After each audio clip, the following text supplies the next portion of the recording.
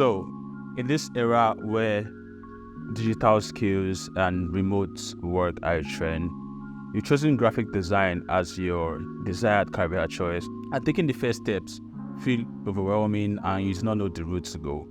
Worry not, I'm here to guide you on your journey to becoming a professional graphic designer. Just like you, 3 years ago, I had no graphic design skills. All I had was raw talent and, of course, empty pockets. That's what comes with talent without guidance. In this video, I'm going to cover steps that you can take to become a professional graphic designer using an easy roadmap that I'm going to share with you. Before we get into the main content of this video, my name is Bright Izion. I'm a professional graphic designer and UI UX designer. To get started as a graphic designer, first you're going to need passion. Design is a form of communication, and communication in a sense can be forced. There has to be an underlying desire to make every design piece a masterpiece, even though we would know that masterpieces barely exist. You have to be someone that sees a particular design piece and admires the layout, the choice of colors, the typography, and the imagery in the piece of design. This brings us to the other qualities that you must possess to become a professional graphic designer. And I love to call them transferable skills, but industry professionals choose to call them soft skills. In order to have a successful design career, you need soft skills such as creative thinking, communication, listening, and the ability to do research. If you look inwardly and you think you kind of like possess these soft skills, now it's time to move to the next line of action, which is learning the fundamentals of graphic design. When learning the fundamentals of graphic design, whatever educational source you choose should cover color theory. You should understand the color wheel. You should understand the color wheel, shade, hue, tint, tone, and above all, the color schemes. After gaining a good understanding of color theory, then you should go on to learn layout and composition in graphic design. Without the proper knowledge of layout and composition in graphic design, your design pieces will lack structure and they may seem somewhat chaotic. You need to understand the grid system, the use of white space, margin, and bleed. That's if you're designing for print. Let's take a look at this piece of design, for example. This empty area around the focal element of the design is known as white space. It gives the element room to breathe, and 99% of the time, that's the first element you notice.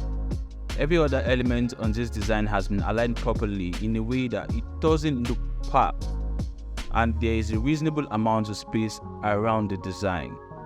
This space is known as margin. If we were to increase these elements in the design piece immediately looks amateur. Typography. Typography is simply the style or text used in a graphic design piece. The knowledge of proper typography is very essential in your designs because it might make or probably break your designs depending on how you use type or depending on your knowledge of type. In fact, half of your design problems are solved when you know the right font or the right font pairs to use in your design. Hierarchy. The next fundamental principle of graphic design that you should understand is hierarchy. Hierarchy utilizes the principles of color, contrast, and mostly typography to show the level of importance of elements within a design piece. Let us take a look at our reference piece one more time. In this piece of design, the designer has successfully used hierarchy to communicate to their viewer The choice of both fonts for the main copy and semi-bold fonts for the dates and DJs. A light font for the other information in the design has helped to guide us on how to read or look at this piece of design. This is a good example of the use of hierarchy for proper visual communication. Branding. Most design pieces are used for marketing purposes, so it is very essential for you to use the right colors and typography to evoke the right emotion from your audience, and also, yes, attract the right audience. An important rule of thumb when designing for clients who already have a brand image is to make sure that you maintain their brand image in your designs, and you can effectively do this by using clients' fonts, logo, color schemes, as well as the elements that they use in their designs. These design elements make a brand stand out from the competitors and also make them recognizable to already existing customers.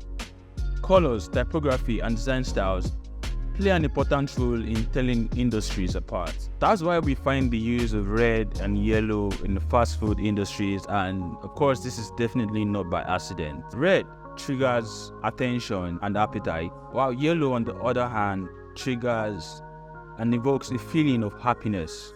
Luxury brand on the other hand tends to use gold, silver, some shades of burnt orange, grey and black to represent royalty, warmth, creativity, and above all, luxury.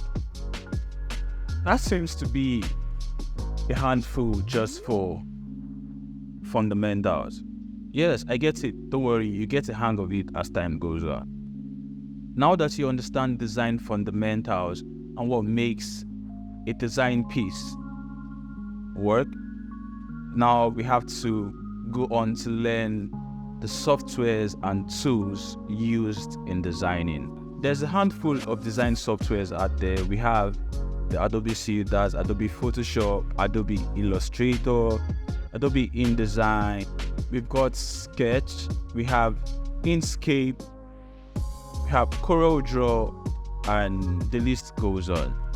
Out of all these available design softwares, I use the Adobe Suite and mostly Photoshop and Illustrator because they are quite flexible and they foster collaborative work. Also, they tend to be the industry standard. In most cases, you're good to go with just knowledge of Adobe Photoshop and Adobe Illustrator. From the content of this video, I'm sure you should have a syllabus for your learning process. But if you still can't make a syllabus of this video, have a syllabus linked below in the description for you.